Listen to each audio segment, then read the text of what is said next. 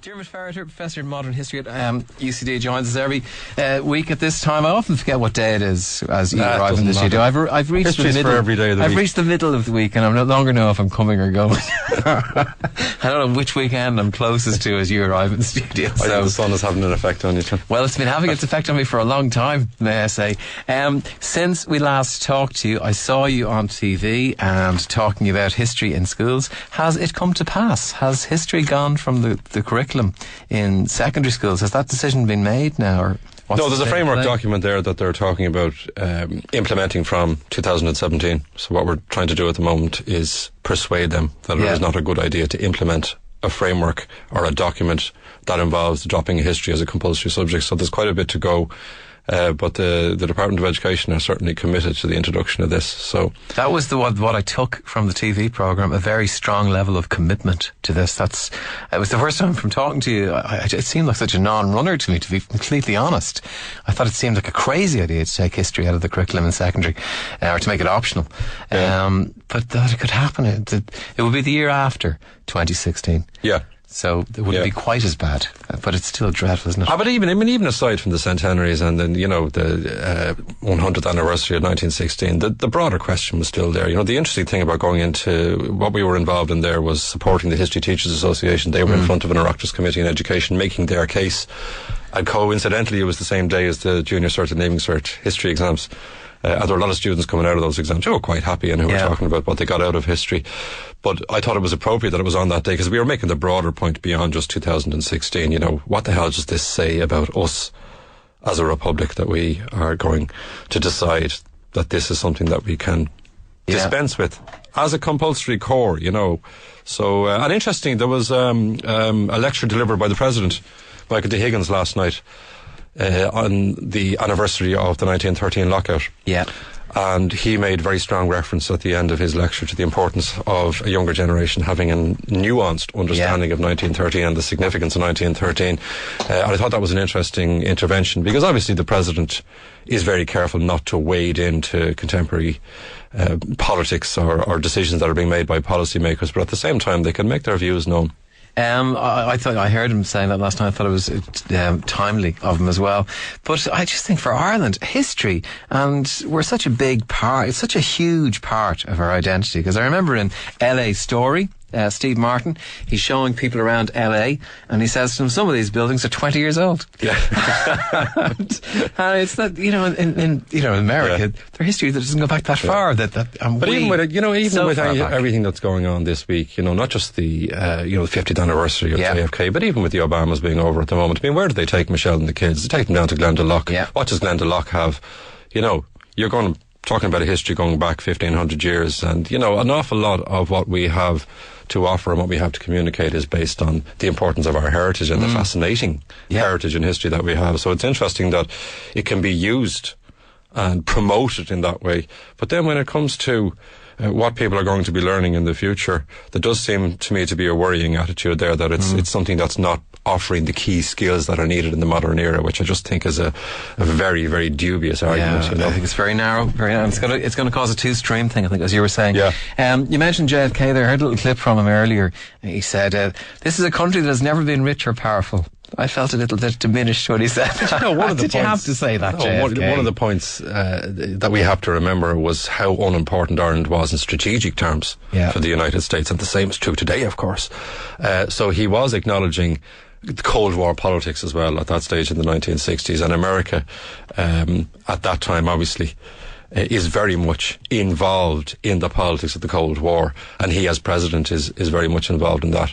But when it actually came to Ireland and its standing in relation to the rest of the world, we were still very much in the bad books after neutrality.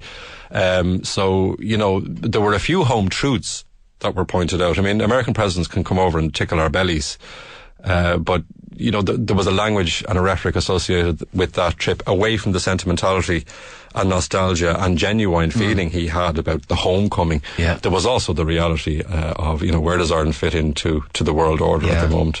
Bit of a what side are you on, isn't it? Oh, very much. And Lamass met him privately. That was the most important part of the visit as far as the government were concerned, for about an hour at the start of his visit. And their discussions were dominated by trade, whether Ireland would go into the EEC, the whole question of the stopover war at Shannon and the Cuban Missile Crisis, which was still very raw at that stage. So, that was the politics of that era, and we weren't exactly punching above our weight in those terms of phrase that we got very fond of at a later stage.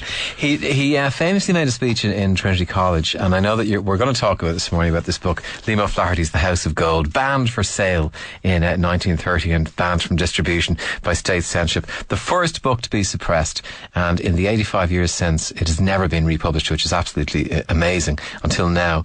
But didn't he have a sly dig in Trinity College when he was talking about the home of all these books that you couldn't actually read in the home of all these books? And I mean, in many ways, that's what concerned a lot of people, that it had made Ireland something of a laughing stock, just the ferociousness of its censorship regime. Now, it wasn't uniquely Irish, the idea of censoring literature or censoring what was perceived to be pornography or objectionable or offensive material. But the excesses in Ireland were notable. The way in which it was implemented, the way in which the original wording of the Censorship of Publications Act of 1929, if a book is in its general tendency indecent or obscene, the way that was interpreted was extreme and was excessive. And that had caused embarrassment. And by the 1960s, that's the interesting thing where climate is changing, there are a lot of barbed references to what this censorship meant in practice in relation to some of our most distinguished writers. And then in relation to internationally distinguished writers. That if you look at the list of all the books that were banned, it's a who's who of serious writers. So that was something that, there would have been barbed references to that, and I suppose it was easier to start making those digs in the 1960s. It was a nice dig to make, to come to the seat of learning, which has provided these writers with the wherewithal to write these books, and then you can't actually read their books here. It's crazy. Especially it's the 60s too.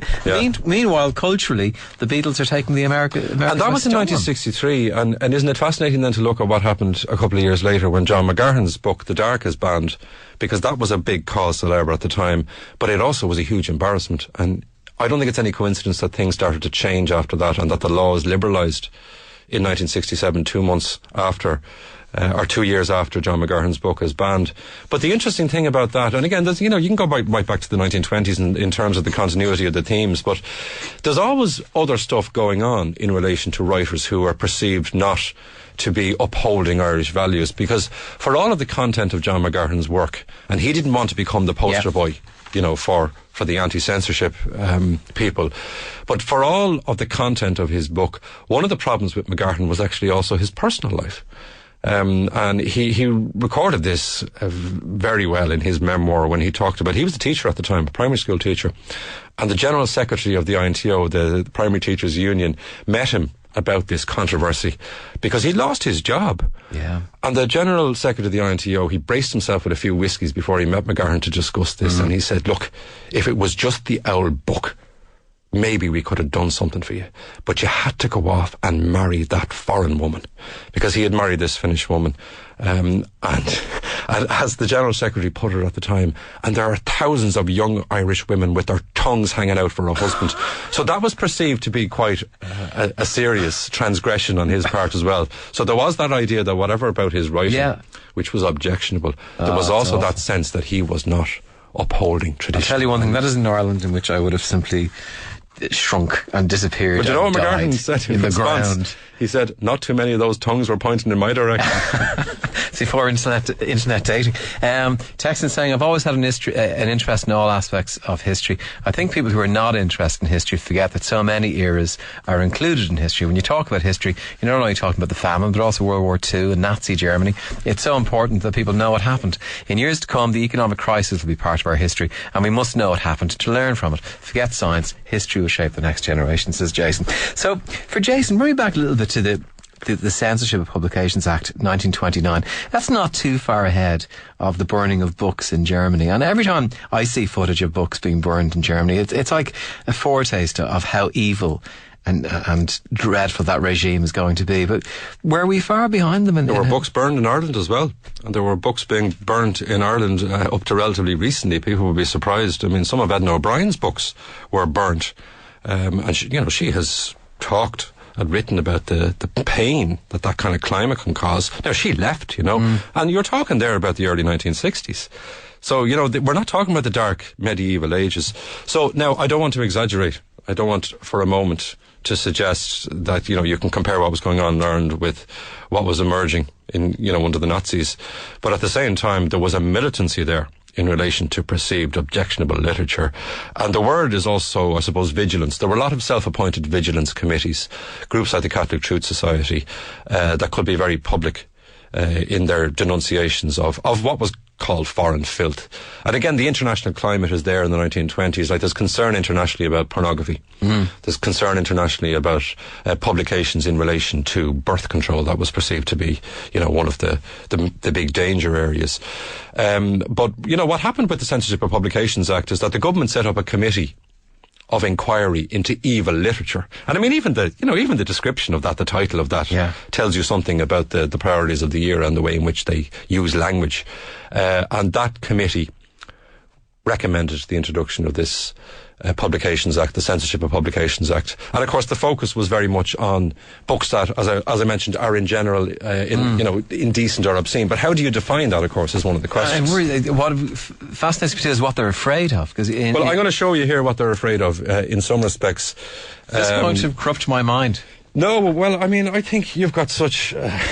corrupted mind already. I don't think there's anything that could shock you. What we have here now, just to explain to listeners, is material that was submitted to the Committee on Evil Literature. And what you get here are particularly material from London. In other words, if there were magazines that were advertising contraception services. Here's the hygienic stores, for example, in Charing Cross Road in London. And of course, that was a euphemism for other stuff. A practical treatise on birth control by an eminent London physician. These would have been publications in England. And here's a lovely one, a quoting from the Irish Independent in January 1926, containing an advertisement for the health tonic phosphorine.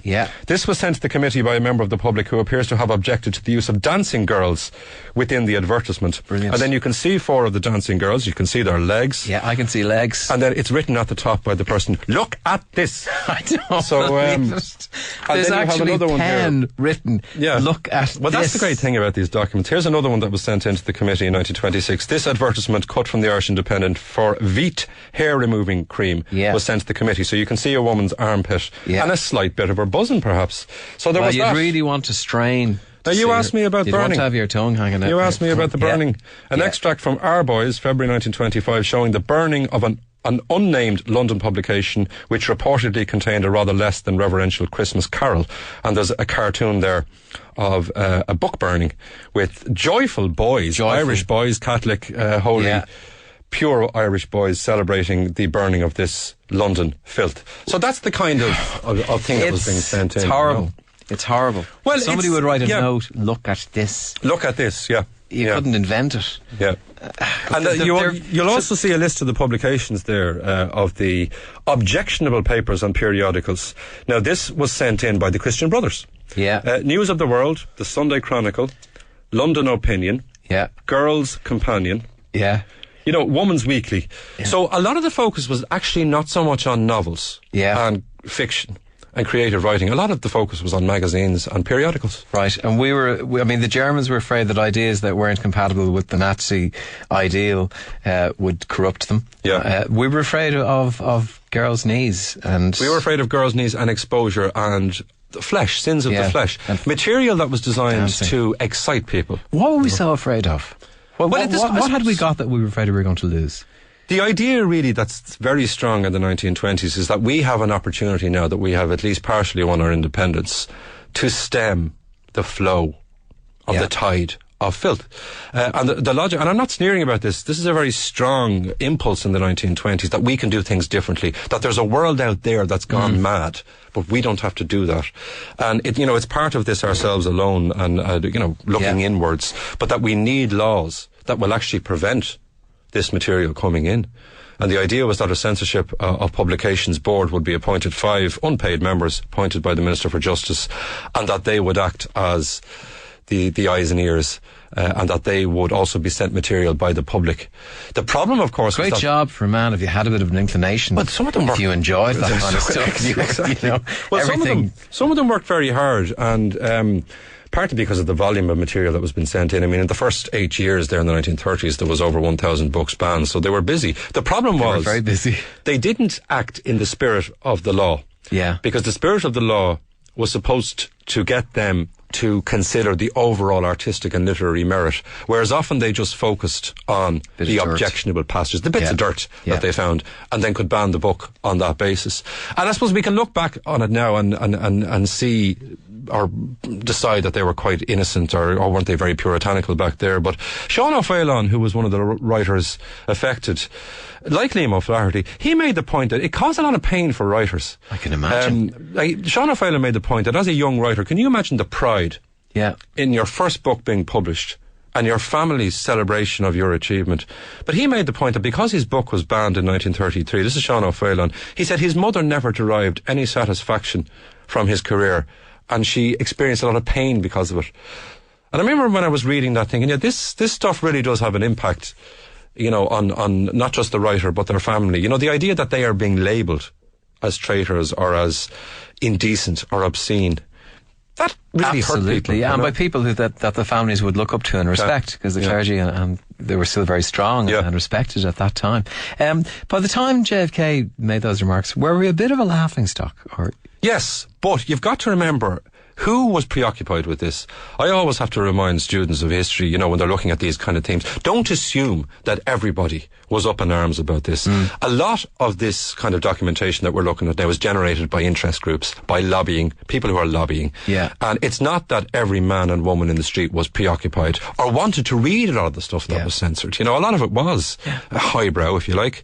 So we shouldn't exaggerate the extent to which it dominated people's every waking moment, But at the same time, yes, we were a laughingstock as far as many of the liberal intelligentsia were concerned. And I mean, there were groups that were formed to protest against censorship. The Irish Academy of Letters, which was established by W.B. Yeats. And of course, Sean O'Phelan, when he founded the Bell magazine in 1940, one of their principal themes was objecting not to the principle of censorship, but to the way in which it was operated in Ireland. He didn't disagree with the principle of censorship, it was the way in which they interpreted it. Why was the banning of Gaharn's The Dark so much of a turning point? Partly because at the time, Brian Lenihan Sr., who was a young Minister for Justice at that time, he was anxious to change the law, partly because of the laughingstock argument, partly because, as he put it in a letter at the time, the definitions of what are objectionable, what is indecent, what is obscene, have changed so much that we have to have a law that reflects that change. So it's the climate of the 1960s. So he introduced an act in 1967, which meant that books that had been previously banned could be unbanned. And that led, to an awful lot of... Was that a floodgate situation? It was a floodgate situation. So I'm just thinking at the same time that's happening in England, it's the summer of love and LSD and free sex, and they're like two different centuries. There's a sense of catch-up going on there, but, Brian Lenihan also wanted to make the point that, we do have to reflect in our laws changing values, But there's also a battle going on between the Department of Justice, some of whom, the civil service of the Department of Justice, their attitude is not the role of the state to be the moral guardian. If the church wants to be that on the front line of defence, let it be. But why do we have to reflect their desires? Sometimes we forget that there was also objection to these vigilance groups and to these lobbyists and people in the Department of Justice and the Department of Taoiseach civil servants saying, they're being unreasonable. They don't want to change. They don't accept that internationally the climate has changed. We can't stop everything coming in. And you've also got television and the other influences there. We can still have that attitude that we had in the 1920s, that we can shut everything out. So that does lead to a lot of change. By the 60s, they'd lost that battle really with TV. And the internet now, I don't know. Well, that's the other thing about the relevance, I suppose, of a censorship of publications board now is just how do you stop people getting access to such a volume of material? It's a completely different world. It's a totally different world. I don't know if they've made any inroads at all to controlling that, because what our kids can access on the internet now would put the fear of God to. It was relaunched. The book was the House of Gold, Liam O'Flaherty's 1930 not until today. He was fascinating. I mean, Liam O'Flaherty was from the Aran Islands, from a very big family.